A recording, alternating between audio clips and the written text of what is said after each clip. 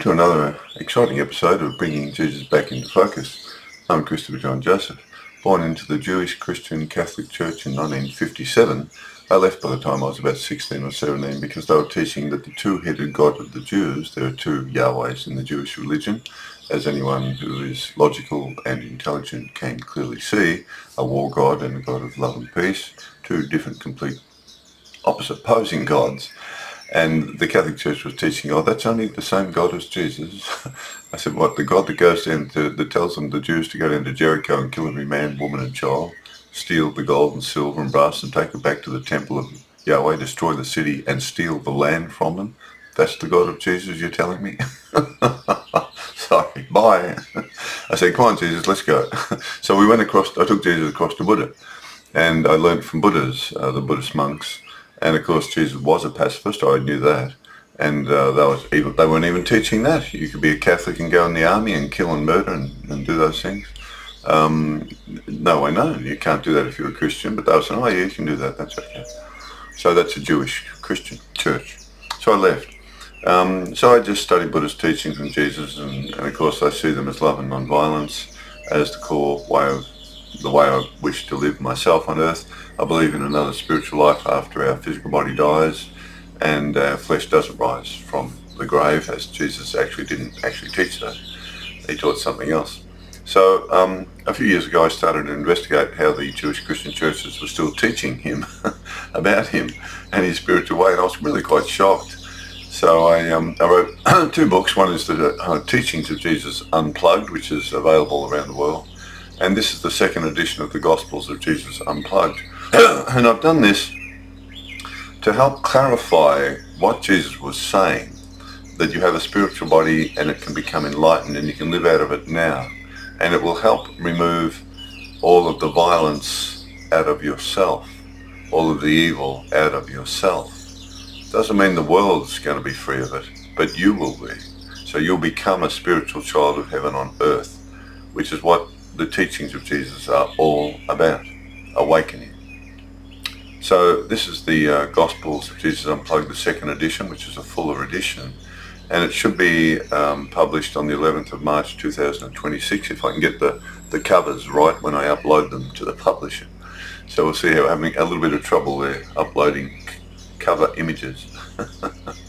So this book gives a translation of the Gospels, Matthew, Mark, Luke, John and Thomas, but in a way which is a more universal sort of language. I don't use God the Father, I say our loving spiritual creator, and I use the pronoun she instead of he. And I advise people to rip out the book of Revelation from the end of the Gospels, because that's the book of Daniel. That's a Jewish religious book. And some Jewish apocalyptic Jew has put that in the end of the teachings of Jesus and dumped Jesus and the loving creator in the middle of it. And that's actually the war God of the Jews, Yahweh 1. They've got another Yahweh, Yahweh 2, who's a God of love your neighbour as yourself. That's a different God. The Romans had Mars and Pax, while the Jews had Yahweh and Yahweh.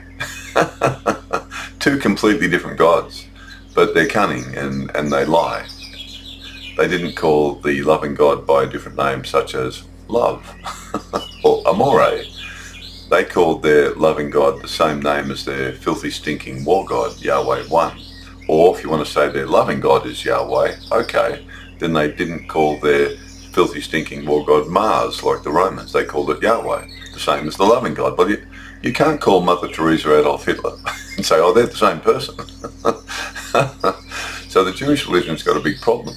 But the trouble is that's been overlaid onto Jesus and the Christian religion. And that's what I remove. I remove that. That's the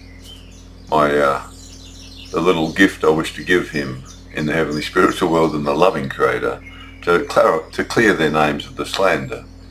That's not Jesus coming back on the clouds in Revelation, I assure you. Jesus taught we can all experience an inner spiritual awakening if we search for it. He called this the treasure hidden in the field of earth or flesh. This is our eternal spiritual identity, empowered only by the loving spiritual life force of our loving spiritual creator. Our bodies of flesh are only temporary and empowered by earthly things, and all flesh dies.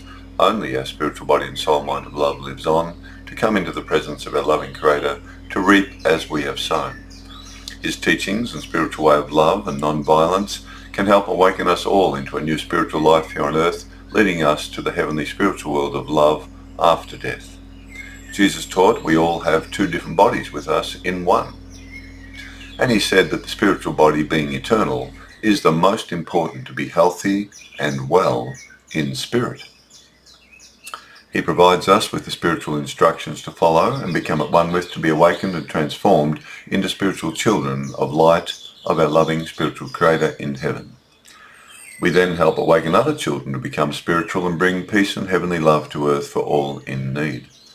These translations of the Gospels of Jesus remove the Jewish overlays and distortions placed over the universal teachings of Jesus and spiritual way of non-violence and love. Our mortal minds change from being dualistic into singular minds, viewing all things through the eye of love. Jesus said, if your eye is single, you will be filled with light. But if dualistic and divided, you will be filled with darkness. It's love, hate, save, kill. The warmongers. Jesus said not to mix his new spiritual way of understanding our loving Creator with the Old Testament dualistic God of the Jews, or you will lose the understanding of the one true loving spiritual Creator of our spiritual lives, and not realize who you really are as her spiritual children of only love on earth. These Gospels help focus his message of the loving way to reach the heavenly spiritual world from earth. So we're up to Matthew. The early chapters, I've consolidated some of his sayings to bring them together to make them amplified or more powerful. Our loving spiritual Creator, he describes the loving spiritual Creator of the spiritual universe and spiritual world, another dimension, as her love rises on the good and the evil. Her love is like the rain that falls on the just and the unjust. Unless your love is as perfect as her love, you won't get into her world. She's perfect love. She never hurts anyone. You've got to understand this. Jewish Christians, they've been poisoned by the Jewish religion overlays. I'm trying to get that poison out of the Christian religion. Don't mix the new wine in with the old wine, whatever you do. He said, don't do that, he said. You'll mess it up.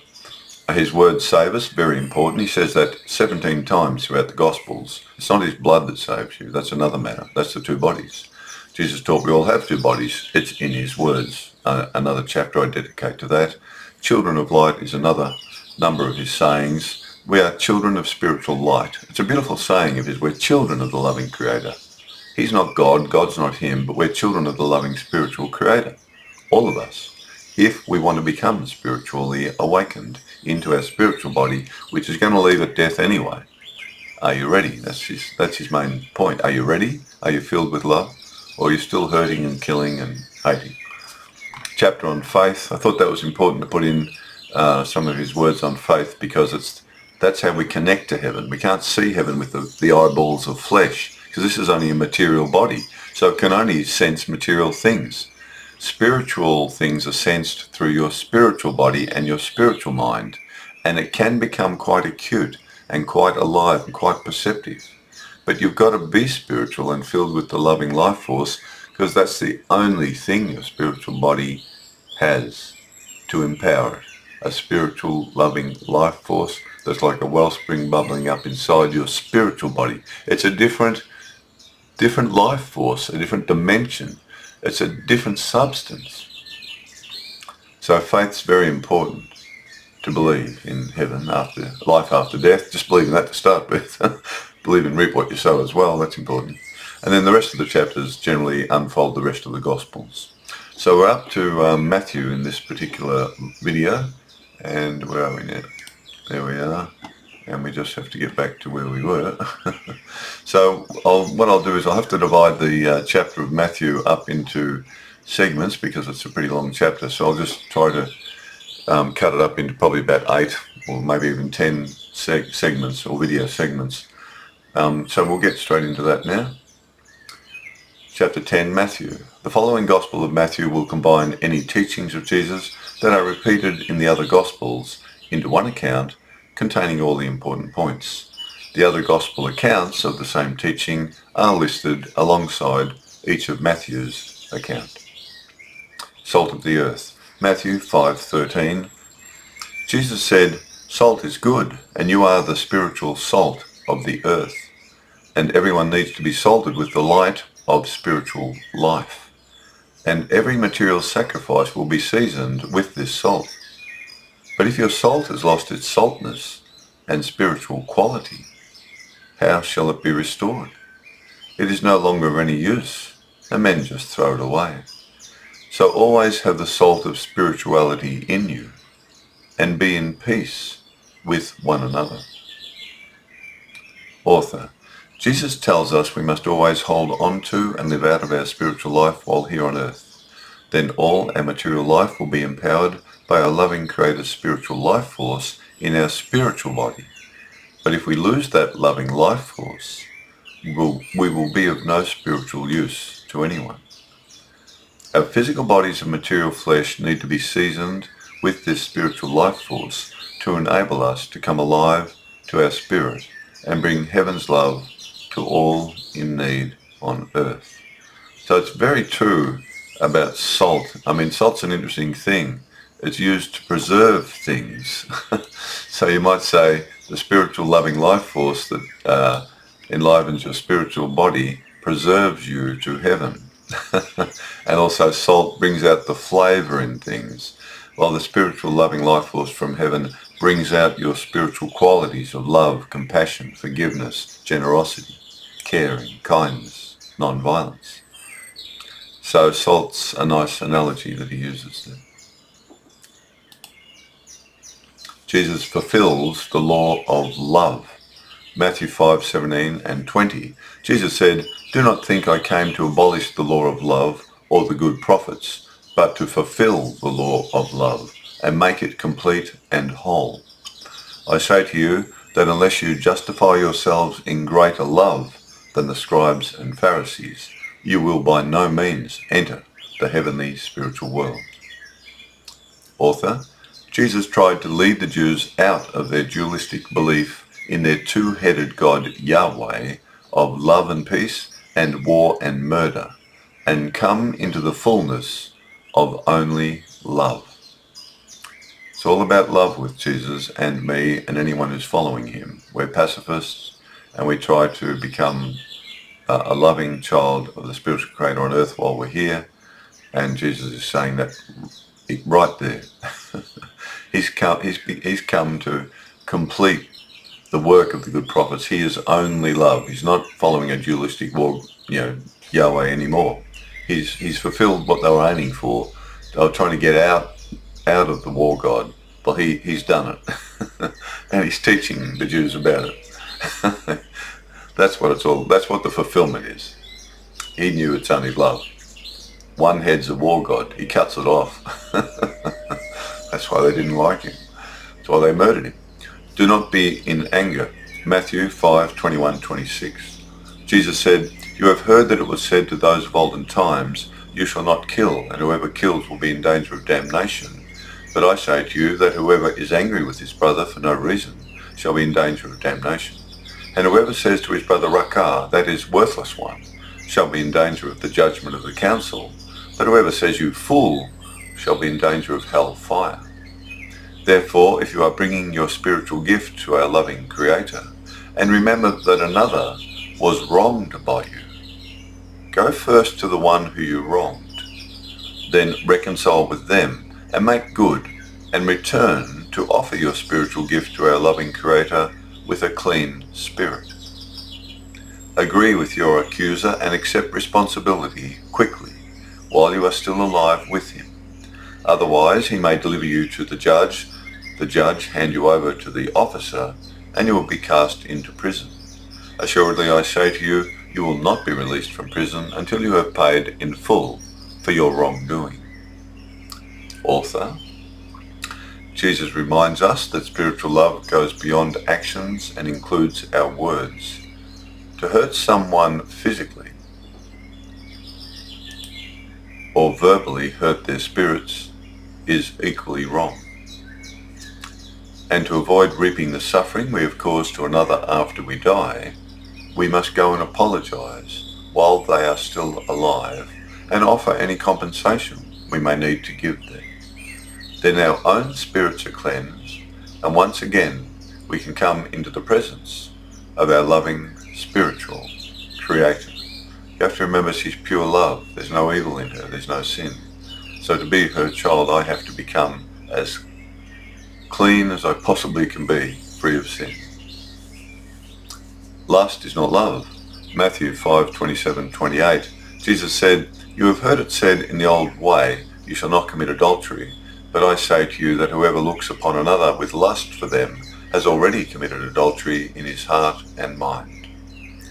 Author, Jesus guides us to control not only our actions and words, but even our thoughts that may hinder our true spiritual love from arising.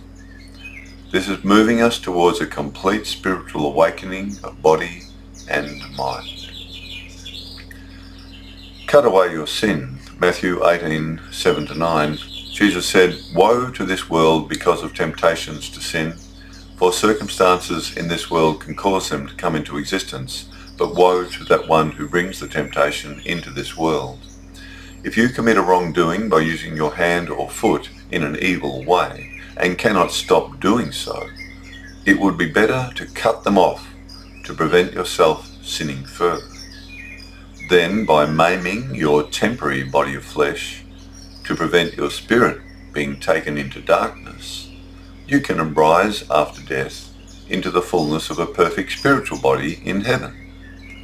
But if you continue using your hands or feet in performing wrongdoings until you die, you will propel your spirit and soul to enter the hell of burning realizations from which there is no escape, until your spirit and soul have experienced all the wrongs you have committed to others or yourself. Those who enter there will wail and cry aloud. And if your eyes cause you to perform wrongdoings or evil and you cannot stop doing it, it would be better to pluck them out to prevent yourself sinning further. Then by maiming your temporary body of flesh to prevent your spirit being taken into darkness, you can rise after death into the fullness of your perfect spiritual body in heaven. But if you continue using your eyes to commit wrongdoings or evil until you die, you will propel your spirit and soul to enter the hell of burning realizations from which there is no escape, until your spirit and soul have experienced all the wrongs you have committed to others or yourself. Those who enter there will wail and cry. Author, Jesus is giving us a dramatic example of the consequences of performing wrongdoings while here on earth. He does not mean this to be taken literally, but to be a very serious warning, so we can guard ourselves from committing wrongdoings or evil that will damage our spiritual life and propel our spirit and soul into a hellish experience. Think of all the soldiers and others who are murdering children of our loving spiritual Creator in the world today, in 2025-26. They use their eyes to get the child in the sights of their bomb or gun to blow their bodies to pieces. They use their hand and finger to pull the deadly trigger that kills a child of our loving Creator. They use their foot to drive a tank to blow a building up so the structure collapses, crushing the children in it to death. Better, they were all born lame and blind. Do you get it? Speak truthfully, Matthew 5:33-37. Jesus said, "You have heard it said in old times, you shall not swear falsely, but shall perform your oaths to the Lord. But I say to you, do not swear an oath at all, neither by heaven, for it is the abode of our loving Creator, nor by the earth, for her presence is also here, nor by Jerusalem, for it is the city of a great king. Nor shall you swear by your head, because you cannot make one hair white or black, but let your yes be yes, and let your no be no. Anything else is superfluous, and is from the evil one." Thomas, saying 6, Jesus said, "Do not lie or do what you hate, since all things are clear before the heavenly world." So Jesus is simply saying, be honest and truthful. We can lie though, when it's to protect someone's life from some satanic false identity child. Some child has become a false, fake, satanic, dark shadow identity. We can lie our heads off to protect someone.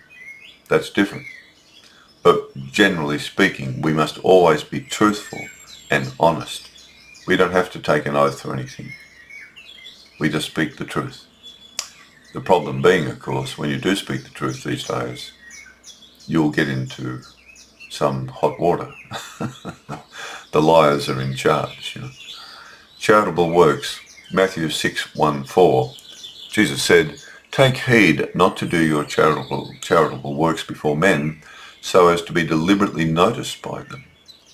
Otherwise you have no connection to the pure spiritual life force from heaven that empowers your act. Therefore, when you perform a charitable deed, do not sound a trumpet before you, as the hypocrites do in the synagogues and streets, so they may have praise from men. Assuredly, I say to you, they have their worldly reward. But when you perform a charitable deed, do not let your left hand know what your right hand is doing, that your good deed may be done privately. And your loving Creator, who sees all things, will give her love to you for doing so." Pray from within. Matthew 6:5-15. Jesus said, "And when you pray and talk to our loving Creator, do not be like the hypocrites. They love to pray in the synagogues and standing on the corners of the streets, so they may be deliberately noticed by others. They have their worldly reward. But you, when you pray and talk to our loving Creator, go within, into your spirit and soul. And when you have shut out the external material world, pray and talk to your loving spiritual Creator in this private way, hidden from the view of others. And your loving Creator, who sees and hears you in private, will give her love to you, like a mother to her child." When you pray and talk to our loving Creator, do not use vain repetitions as others do, for they think they will be heard if they speak many words. Therefore, do not be like them, for your loving spiritual Creator knows all the things you have need of before you even ask her. One of his disciples asked, "Master, teach us to pray as John also taught his disciples." Jesus said, "In this manner pray. Our loving spiritual Creator in the heavenly spiritual world, hallowed be your name. Your heavenly world come, your will be done on earth as it is in the heavenly world. Give us this day our daily breads, nourishment for our earthly bodies and nourishment for our spirits and souls. And forgive us our sins as we forgive those who have sinned against us. And lead us away from all temptation and deliver us from the evil one." Amen. Remember this. If you forgive those who sin against you, your loving spiritual Creator will be able to forgive you the sins that you have committed. But if you do not forgive others, then she cannot forgive your sins. Author, Jesus teaches we must live an honest and caring life for others, and we connect with our loving spiritual Creator from within our body of flesh by being at one with our spiritual body and soul mind of love when talking to her. She is a spiritual being, and we must be in our spiritual identity as a child of hers to talk with her.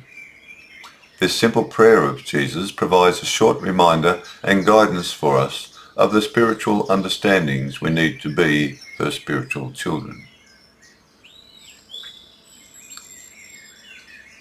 Jesus draws special attention to having to forgive others who sin against us, so our sins may also be forgiven and cleansed to prepare us to enter the heavenly spiritual world of love. Forgiveness is really, really important. Fasting in private, Matthew 6:16-18. Jesus said, "When you fast for spiritual purposes, do not be like the hypocrites, who like having a sad appearance while doing so, for they deliberately disfigure their faces, so they may be noticed by others to be fasting. They'll have their little worldly reward. But when you fast for spiritual purposes, anoint your head and wash your face so that no one notices that you are fasting. Instead, turn to face our loving Creator in heaven, who sees you fasting for spiritual strengthening, and she will give her love to you." It's a personal connection we have with the loving Creator. Absolutely vital then we can share it in a community, in a church setting or a group. But personal talking with your loving spiritual creator is really important. Store your treasures in heaven. Matthew 6:19-21. Jesus said, "Do not lay up for yourselves temporary material treasures on earth, where moth and rust destroy, and where thieves break in and steal. But lay up for yourselves spiritual treasures that are unfailing and abiding in the heavenly spiritual world that is eternal, where neither moth nor worm nor rust destroys, and where thieves do not break in and steal.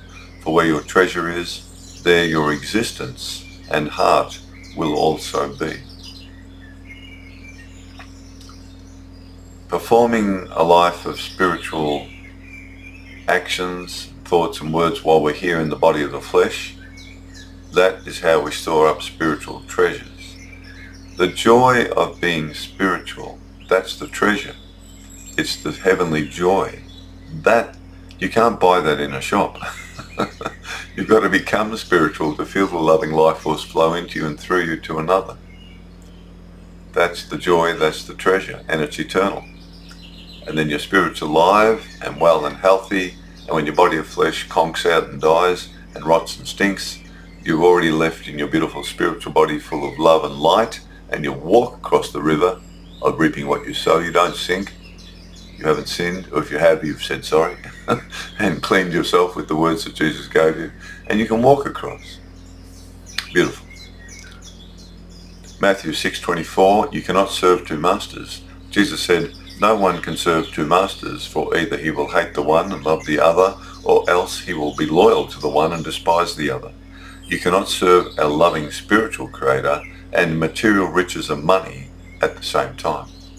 Thomas 47, Jesus said, "A person cannot mount two horses or bend two bows, and a servant cannot serve two lords. That servant would respect one and offend the other."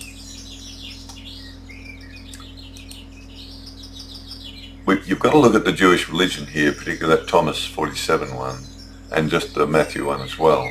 The Jews were worshipping two different gods, two different lords. A brutal war god, a lord of war, and then a lord of love. Well, you can't follow both of them. You're going to offend one or the other. If at Jericho, instead of going down to slaughter everyone at Jericho like the war god told them to do, so they did it, slaughtered every man, woman and child, stole everything, burned the place to the ground, and stole the land for themselves. Is that Jericho or the West Bank? Anyway, one of the two. And but this God of love, you see, who says, if a foreigner is amongst you, treat them as a Jew and love them as yourself. So by following the war god, they're offending the God of love, you see. And if they follow the loving God, no, let's go and take some gifts down to the people of Jericho and love them, then you're offending the war god who wants to go down and murder them all and steal their land and gold and silver. You see, you can't serve both, the two-headed God, you can't serve both heads at the same time. And Jesus is talking about that, absolutely. He's also talking about money as well and greed. But the two-headed God of the Jews, that's in this saying. And Jesus knew it. Where are we there? You cannot serve two gods, right? Do not worry. Matthew 6:25-34, Jesus said, "Therefore I say to you, do not worry about your life regarding what you shall eat, nor about your body what you shall wear, for the spiritual life is greater than food rations, and the body more than clothing. Observe the ravens, for they cannot sow nor reap and have no storehouse or barn, yet the loving Creator feeds them. How much more will the loving Creator take care of you than these birds? And which of you, by worrying, could increase his stature by 4 centimeters? If you are unable to do the least important of things, why are you worried about the rest? Observe the lilies, how they grow, yet they neither work nor spin. Yet I say to you, not even Solomon in all his glory was clothed like one of these. If such vegetation in the field today is then thrown tomorrow into the oven, how much more will the loving Creator clothe you, O you of little spiritual faith? Do not seek after what you should eat or what you should drink, nor have a doubtful mind. For all these things the nations of the world seek after, and our loving Creator in the heavenly spiritual world knows you have need of these earthly things. But seek the spiritual kingdom of the loving Creator first, and her righteousness, and all these additional things will be added to you. Do not fear, little flock, for our loving Creator is pleased to give us the heavenly spiritual kingdom. Sell what you have and give to those in need. Make yourselves pouches which do not wear out, to contain a spiritual treasure that does not fail in the heavenly world. So, do not worry about tomorrow today, for tomorrow will have its own trouble to care about. Today's troubles are enough to contend with. Author. While Jesus was well aware of our daily earthly needs to keep our body of flesh alive, he constantly directed us to first keep our eternal spiritual body and soul alive and well, as this is the spiritual body we need to be in good health and filled with the loving spiritual life force from heaven to be able to enter heaven after passing through our death experience of the body of flesh. So, although he acknowledges we all need food and clothing and shelter, and he was a beggar, you've got to remember that.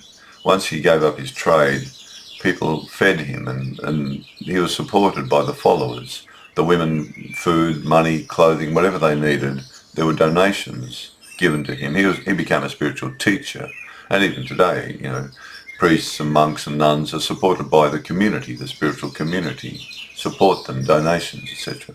So they don't have to go and work in a factory 5 or 6 days a week and then give a sermon on Sunday. Although the Amish are different, you see. They just select someone, sort of randomly almost, to be the one who delivers the gospel teachings, and yet they're still working, a farm or family sort of thing. So different groups of Christians have different ways about it, but generally speaking, to be a full-time priest, monk or nun or elder or minister, the community has to support you for your needs. So Jesus understands that, but he's constantly saying, but it's your spiritual body. That's the main thing to worry about more than anything, because all bodies of flesh die anyway. But your spiritual body doesn't. It leaves at the point of death, and you reap as you have sown. So be really careful. Don't do anything wrong, bad, evil. Don't murder and kill. Don't become a murdering, stinking, filthy, satanic warmonger, because you're going to really suffer when you die. But rather make your way to heaven by being good now. Move into your spiritual identity of love now. And you will enter heaven by committing to being spiritual and filled with love now. You will be in heaven, because heaven is only a place of love, because the heavenly spiritual world and spiritual dimension of heaven is created by a spiritual being whose entire consciousness and mind is only love. It's the purity of her love that is her power. She's not dualistic. That's why that love is so powerful. That's why Jesus could heal children, multiply loaves and fishes. It's the purity of the loving life force of heaven in this dirt world, this world of dirt and clay. It's like mud, But her spiritual life force and light, that's a different energy, if you want to use a sort of more New Age term. Different vibration, different energy, different power, different life force, I say. It can manipulate anything here and change it. It's that pure in its higher level of life force, and heaven's a higher world, more beautiful. No children there hurt anyone. They can't. They can't conceive of it. Unable to, because their mind or their eye is single and filled with light of love. The loving spiritual Creator's love in them. We'll leave it there. And so the main message that Jesus gives us all, absolutely without any doubt whatsoever, is that you've got two bodies, but only one of them leaves at death. It's a spiritual body. And the only way you can have it well and healthy is it must be empowered and born again from above. Flesh gives birth to flesh, spirit gives birth to spirit. Marvel not, I tell you must be born again from above. You've got to awaken your spiritual body and soul mind of love.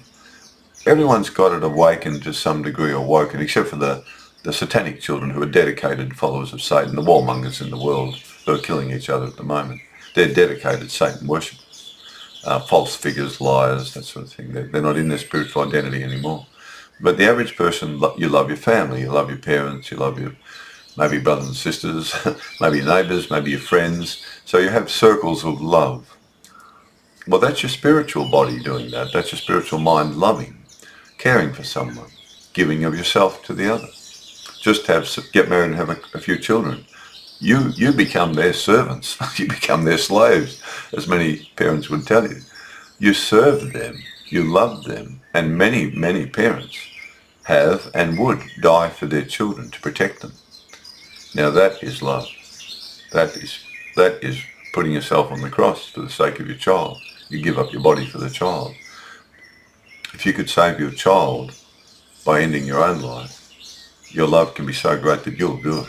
If a bus is coming and your child's right in the path of it and you lunge yourself forward to push your child out of the way with no hope of getting out of the way yourself, many parents will do that. Sacrifice their body of flesh through their spiritual action of love. Save their little child, get killed by the bus. Their spirit leaves, and it leaves while doing a pure action of love, letting go of their physical body and flesh completely, just like our friend on the cross did. And he left also in his spiritual body. So it's all about the love. Be ready to leave, because you don't know when you're going to leave, or most of us don't. There may be a lead-in time when you're leading in towards death and you know you're going to die soon. That's, of course, quite common. But the thing is, prepare well before. Make your spiritual life strong now with love. Love your family, love those around you, your neighbours, those sick, the homeless on the street. Be a child of love now, and you'll be ready to leave at the point of death. Jesus is saying this over and over and over. Keep your spiritual body clean, filled with the loving life force that comes from heaven. Be connected. Make your spiritual body primary. Bring those who are dead to the spirit back to life. That's what he told the disciples. The body's death. In the end, the body's just death. As he said, it's the spirit that gives life. The flesh profits nothing. So I'll leave you with that. We'll carry on with Matthew in the next exciting episode. Not that exciting. Most young people would find this very boring.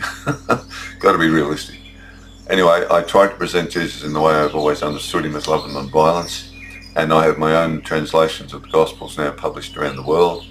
And I think they're a more focused, clearer understanding of what he's really teaching. They're in his words, so they are his words. I simply extrapolate them or amplify them or add something to them that complements them to make it clearer.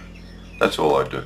Because once you know he's only love, and once you know the loving spiritual world's only love, and once you know this divine spiritual creative life force that created the heavenly spiritual world and heavenly universe of love is only love, once you know all that and you see him correctly and get rid of all the Jewish poison, get that Jewish overlay apocalypse stuff right out of there, that's poisoning him, poisoning who he is, his identity and the loving creator. Once you remove that, then you'll see, she's only love. Oh, I can't join an army then. I'm a pacifist. Oh, my body's got to die, but it doesn't matter, I've got another body. Oh, that makes sense. Now I understand what he was saying there. Oh, they were telling me my body's going to come up when he comes back on the clouds and only we'll be saved, and oh dear. No wonder so many people leave the Jewish Christian churches. Okay, well, love your way to heaven, or of course hate your way to hell. Your choice, my choice, our choice, free will. Love your way to heaven. They say that's the better place to go to. Bye.